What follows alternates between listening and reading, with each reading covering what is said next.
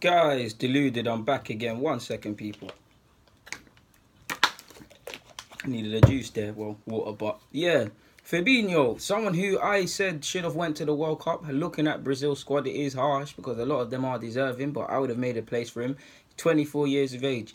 He signed for Liverpool. Big up to Liverpool, man, because you got to give credit where it's due. That's a big boy signing. They got Naby Keita coming through, which they did before the World Cup. You got Fabinho, which people will paint him as a defensive mid. He can play there, but he's not. He's got extremely good qualities going forward with the ball. He's a good passer. He's good at winning the ball back. He's got an engine. He's a very good prospect in the sense of how Liverpool could play. I mean, Keita, a bit different, but they both got an engine in them, and they're both very good technically, and they're both very good pressing. So with Liverpool style, or specifically Klopp's style of play, it's an interesting proposition. And Liverpool, credit where due, man. They said they'll deliver to the fans based on signings, and they are. 75 on Van Dijk, and these two. Fabinho is 24 years of age. He signed a long-term contract. We just have to assume that's 4 or 5 years. So they've got him for the best part of his career. If he does well, they could sell him. This needs to be remembered that for the last 12 to 18 months, he has wanted to leave. We've seen Bakayoko leave Monaco, Kylian Mbappe leave, Thomas Lemar wanted to leave, and he's had a woeful season by his own standards. I'm pretty sure I'm missing another player that's departed the club, but you get the story in it. That Monaco side that won the league, a lot of them wanted to go. If you remember rightly, Fabinho actually had a bust up at training last year. And I know you saw that PSG were after him, which he spoke of the prospects of them. United of recent were heavily after him. I know there's talk of Fred. Atletico Madrid were after him. I mean, he used to play for Real, so that would be a good stick 2 fingers up at them. And Arsenal were linked, and I know they said we made a late move, whether that's Sky just clickbaiting, I don't know. But it's a good signing. He can play a couple of midfield positions. He can play, I don't like to get hung up on numbers, but as a 6 or as an 8. If need be for Liverpool, he can play as a right back as well, depending on how they want to play. He's probably not going to play there ever, but it's an option, and you don't know certain games, certain tactics that might be the best way going forward.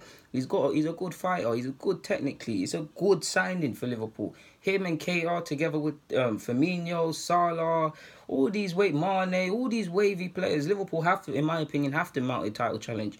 All the top 6 have to. Arsenal are poor. We're way off these man there, but we have to. Liverpool have to, because they've spent 75 million on Van Dijk. They've got an excellent strike force. They've got to a Carling Cup. They've got to a Europa League and Champions League final of recent years quickly.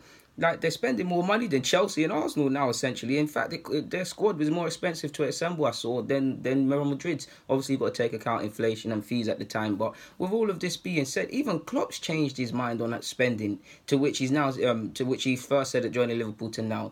Do they have to mount a title challenge? I'm so sure they were holding on to second for a couple. Let me not say, I don't know, for a certain period last season, and they finished 4th. So with the money that's being spent, for me, they have to mount a title challenge. Again, I'm not just getting at Liverpool. Everyone has to, but like a sustained title challenge, because they beat Liverpool.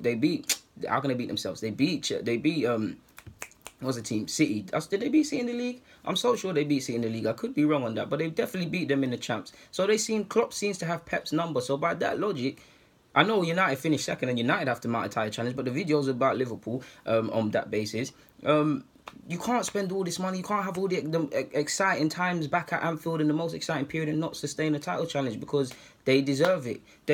For me, Liverpool probably need another centre-half, and I say that lightly because I got a lot of time for Joe Gomez, and Van Dijk is decent, but if anything happens to one of them, I wouldn't personally believe in the likes of Klavan and Lovren and stuff. They're okay, but they'll let you down time and time again, like you've seen with carriers.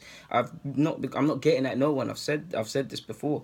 Like, I'm keen to see what the rest of the summer has for everybody, but Liverpool are definitely being serious. They've got the move done. They got Naby Keita done last year. Obviously, they had to wait, but it's smart when you consider it's before a World Cup, and that Mali squad looked pretty decent.